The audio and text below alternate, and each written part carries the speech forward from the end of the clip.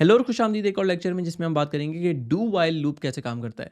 जो last video थी उसके अंदर हमने वाइल डिस्कस किया था और हमने कहा था कि हमारे पास एक स्टूडेंट्स की अरे है और इस अरे के अंदर हम हर एलिमेंट को कौन सा लॉक कर रहे हैं जस्ट लाइक दिस। ठीक है, अच्छा इसमें हमें जो इंटरेस्टिंग चीज़ अब देखनी है वो ये कि डू वाइल कैसे काम करता है।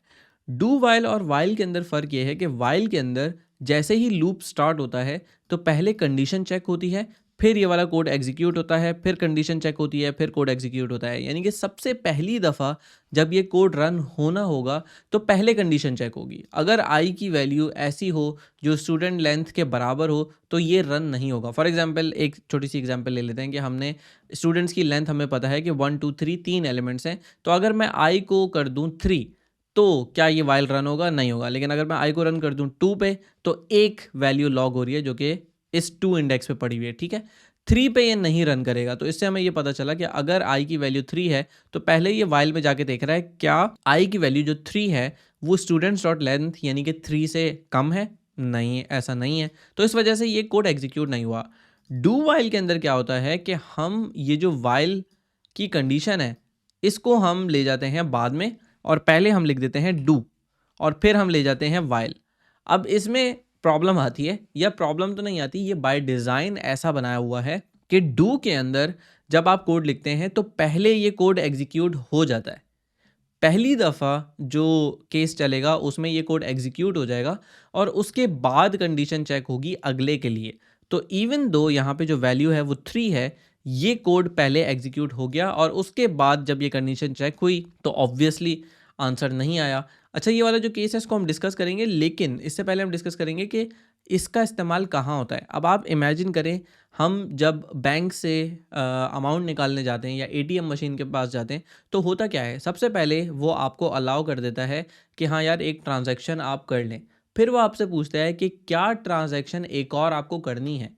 अगर आप येस बोलेंगे तो सेम प्रोग्राम दोबारा रन हो जाएगा। यानी कि हुआ ये कि पहले उसने आपको एक दफ़ा हर चीज़ चलाने दे दी। और ऐसे ही गेम्स के साथ भी होता है कि आपने एक गेम स्टार्ट किया और आप जो है फॉर एग्ज़ाम्पल गेम में हार गए या आप फेल हो गए या जो भी आपका प्लेयर था उसकी जितनी भी लाइफ्स थी वो डिस्ट्रॉय हो गई, तो वो आपसे पूछता है कि क्या दोबारा गेम खेलना है। तो पहले एक दफ़ा उसने पूरा आपको गेम खेलने दे दिया। अब उसने आपसे एक क्वेश्चन पूछा, जब तक आप यस कहते रहेंगे उस क्वेश्चन पे कि हाँ मुझे दोबारा खेलना है, वो दोबारा पूरा प्रोसेस चलाता रहेगा। तो पहली दफ़ा सारी चीज़ें चल जाती हैं और उसके बाद जो है वो सेकंड या थर्ड टाइम चलता है। तो आप ये काम कर सकते हो यहाँ पे। फॉर एग्जांपल एक और एग्जांपल अगर हम लेना स्टार्ट कर दें तो हम ये कर सकते हैं कि हम स्टूडेंट्स को हटा दें। हम यहाँ पे कहें कि भाई let replay game equals to false. ठीक है, अगर हम यहाँ पे ये सिचुएशन ले लें और हम यहाँ पे कहें कि भाई जब तक रिप्ले गेम जो है वो ट्रू रहेगा तब तक मैं इस गेम को चलाता रहूं, तो हम यहाँ पे कौन सा लॉक को चेंज करेंगे और हम यहाँ पे कहेंगे for example let we are playing the game. सही है, ये काम हो गया। अब यहाँ पे हम देखते हैं फॉर एग्जांपल अगर मैं यहाँ पे चेक करना चाहूँ, hopefully I think I can also import stream. तो फॉर एग्जांपल हम यहाँ पे एक काम करते हैं कि हम एक प्रोजेक्ट बनाएंगे और उसके अंदर फिर हम यूज़र से फॉर एग्जांपल इनपुट लेंगे। तो हम यहाँ पे ये करते हैं कि हम कहते हैं भाई mkdir टेस्ट और इसके अंदर हम जाके टेस्ट लेते हैं npm init y और हम यहाँ पे कहते हैं npm install prompt sync। ठीक है, इसको जल्दी से इंस्टॉल करते हैं और इसको रन करके देखते हैं। तो what I want to do is कि हम यहाँ पे एक प्रॉम्प्ट सिंक का एट्रीब्यूट यूज़ कर रहे हैं, लेकिन बेसिकली जो कॉन्सेप्ट है वो बिहाइंड सेम ही है। लेट्स से हम ये कहते हैं कि डू और हम यहाँ पे कहें console डॉट लॉग। ठीक है, और मैं यहाँ पे कहता हूँ console लॉग प्लेइंग गेम। ठीक है, और फिर हम यहाँ पे एक और console डॉट लॉग लगाते हैं, हम कहते हैं गेम फिनिश्ड। और अब हम पूछते हैं यूज़र से कि क्या आपको गेम दोबारा खेलना है। तो हम कहते हैं कॉन्स्ट आंसर इक्वल्स और हम यहाँ पे कहते हैं prompt do you want to play the game.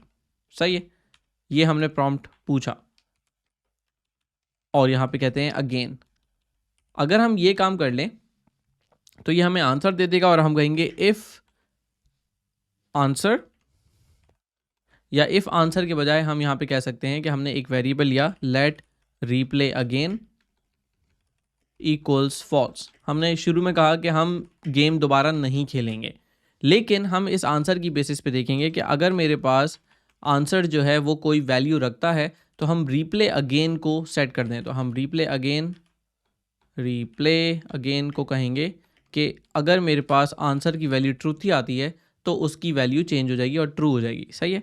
और मैं यहाँ पे कहता हूँ कि वाइल रिप्ले अगेन चलता रहे। ठीक है।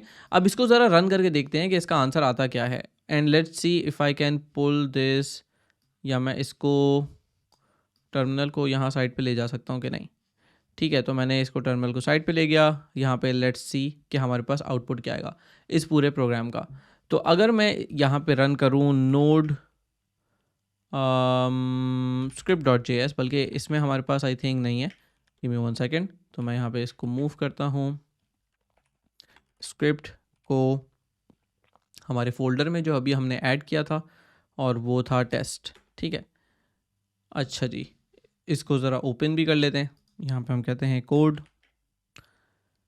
टेस्ट, और अगर हम अब इसको ज़रा रन करें तो let's see what the answer is. तो मैं कहूँगा नोड script.js, तो इसने कहा प्लेइंग गेम, और अब ये कह रहा है कि गेम फिनिश हो गया, क्या हमें दोबारा गेम खेलना है। अब मैं कहता हूँ यस, तो इसने कहा playing game finish, do you want to play the game, yes. अच्छा, इसमें जब जैसे जैसे मैं वैल्यूज़ डालता रहूँगा ये मुझे आंसर देता रहेगा। हमने यहाँ पे जो वैल्यू लिखी है वो थोड़ी गलत लिखी है, इसको हम कहते हैं फॉर एग्जांपल अगर मेरे पास आंसर जो है उसकी वैल्यू होनी चाहिए वाई।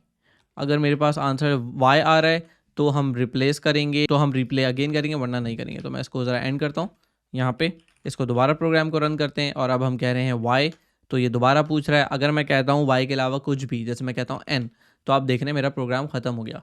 तो जब तक मैं आंसर वाई देता रहूँगा ये इसको करता रहेगा। अब आप चाहें तो इसको थोड़ा सा और इन्हांस कर सकते हैं। आप कहते हैं कि भाई सिर्फ वाई कैपिटल ना हो, बल्कि मैं यहाँ पे स्मॉल वाई भी ले सकता हूँ, या आप एक और काम ये भी कर सकते हैं कि आप answer dot to lower case करके दे सकते हैं, कि आंसर को लोअर केस में और इस वाई से कंपेयर कर लिया तो हमें पता चल जाएगा कि हमने कैपिटल वाई दिया है या स्मॉल वाई दिया है, वट एवर डैट इज़। और यहाँ पे आप इसको थोड़ा सा बेहतर कर सकते हैं। आप यहाँ पे कह सकते हैं ब्रैकेट के अंदर वाई या एन फॉर एग्जाम्पल और स्पेस। तो अब यहाँ पे क्या होगा, अब अगर हम इस प्रोग्राम को दोबारा से रन करें तो let's see what the output becomes. मैंने कहा script.js, इसने मुझसे पूछा do you want to play the game again, Y या एन। मैंने कहा स्मॉल वाई, इसने पूछा अगेन, मैंने कहा capital Y, again Y again. मैं जितनी दफ़ा करता रहूँगा ये दोबारा दोबारा चलता रहेगा। क्यों? और इसमें जो ज़रूरी चीज़ देखने वाली है वो ये है कि फ़र्स्ट टाइम इसने मुझसे ना वाई पूछा ना एन पूछा इस पर्टिकुलर केस के अंदर, और शुरू में जो रिप्ले अगेन वेरिएबल है इसकी वैल्यू है भी फॉल्स, यानी कि ये वाइल तो तब चलना चाहिए ना जब वैल्यू ट्रू हो, लेकिन क्योंकि ये डू वाइल है इसलिए पहली चीज़ हमेशा खुद से चल जाएगी और उसके बाद कंडीशन चेक होगी सेकंड टाइम के लिए और फिर आगे चलेगी। तो अगर इस केस में जाके मैं यहाँ पे नोड स्क्रिप्ट चेस कर रहा हूँ तो गेम फिनिश, मैं कैपिटल वाई दे रहा हूँ या स्मॉल वाई दे रहा हूँ, you can see that it works. अगर मैं एम्प्टी भी दे दूंगा तो भी ये क्लोज हो जाएगा क्योंकि हमने प्रोग्राम ऐसा बनाया हुआ है। तो I hope this was helpful और आपको आइडिया हो गया होगा कि डू वाइल बेसिकली क्या काम करता है। इस वीडियो को देखने का बहुत शुक्रिया। अगर आपने ये वीडियो आखिर तक देख लिया है तो इस पे कमेंट कीजिए कि मैं ये वीडियो आखिर तक देख चुका या देख चुकी। ये कोर्स बिल्कुल मुफ्त है, तो आपके कमेंट से इस वीडियो को आगे तक पहुंचने में बहुत ज़्यादा हेल्प होगी। तो इस वीडियो को यहीं पर ख़त्म करते हैं। आप यहाँ पे देख सकते हैं अगली वीडियो। तो मैं आपसे मिलता हूँ अगली वीडियो में।